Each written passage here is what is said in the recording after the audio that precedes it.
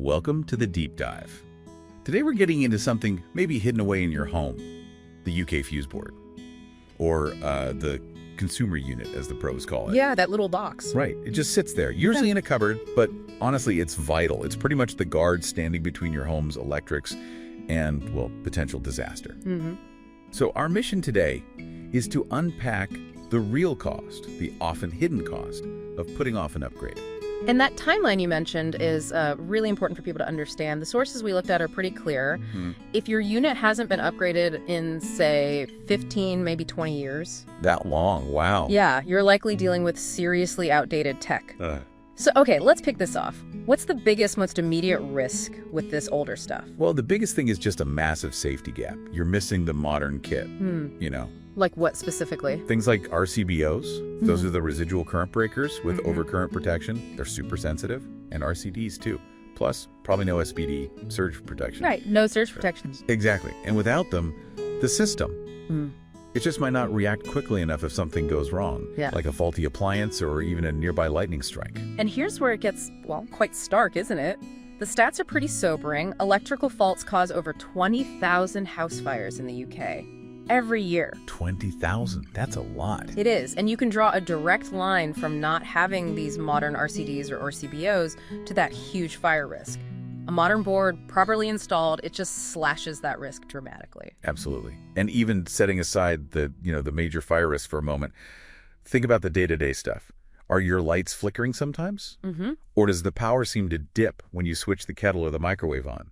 That's often the system's training. It's overloaded. Yeah, totally overloaded. Modern life, things like EV chargers, maybe air conditioning, all the smart home gadgets, it all pulls way more power than systems from, say, the 90s were ever designed for. And that leads us nicely into the next bit, which is beyond the immediate safety, there's the whole legal side of things. Compliance. Yes, the regulation. Exactly. So if you're a landlord listening, you've got a legal duty here. You need an electrical installation condition report and EICR done every 5 years. That's mandatory. Yeah. And even for homeowners, if you're planning bigger jobs, putting in solar panels, doing an extension, getting that EV charger fitted, you're going to run into checks. Your old board might just not cut it. And that's the real kicker, isn't it? Where trying to save a bit of money now really backfires. If your old unit fails that EICR check. Yeah, what happens then? Well, the sources are clear on the consequences. It can literally stop you selling your house or renting it out. It can even invalidate your landlord insurance. Which is critical cover. Absolutely. And in some cases, it could mean enforcement notices, maybe even fines from the council. That really highlights the false savings trap we see mentioned. You look at the cost of an upgrade, maybe, what, 500 to £900, somewhere in that ballpark? Sounds about right. And you think, oh, I'll just wait. It's working okay for now. But that delay, it often means paying out way more later. Think higher insurance costs, potentially. Damage to your appliances from power surges. Right, because there's no SPD. Exactly. And then the cost and hassle of a failed EICR right when you need to sell or rent. It almost always costs more in the long run to wait. So we really need to frame this differently. It's not just a repair bill. It's an investment. An investment in safety, first and foremost. Definitely. But also in future-proofing. An upgraded board means you can actually install that EV charger properly, or those solar panels you've been thinking about.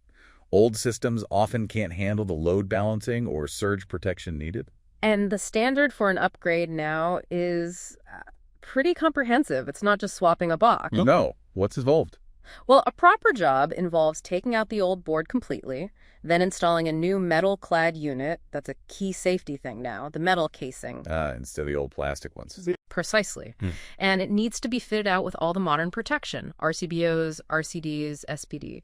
Then, crucially, the whole system gets tested thoroughly. Okay. And you get your certification, the EIC Electrical Installation Certificate, plus all the necessary paperwork, for building control records and your insurance.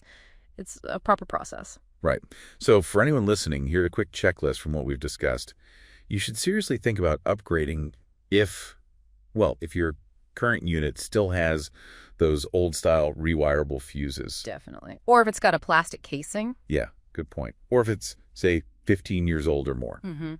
Or, critically, if you're planning any big electrical work extensions, new kitchens, and especially adding an EV charger. Got it. So wrapping this up then, what's the main takeaway?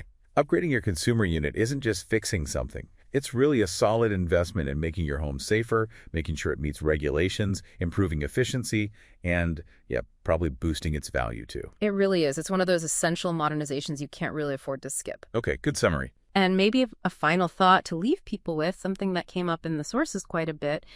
Don't wait for the problem. Don't wait for the fire or the failed EICR when you're trying to sell. Act proactively. Mm-hmm. So maybe consider, what other essential bits of infrastructure in your life, maybe your home or elsewhere, are you currently putting off investing in, hoping they'll just keep going? It's a principle that applies pretty widely, I think.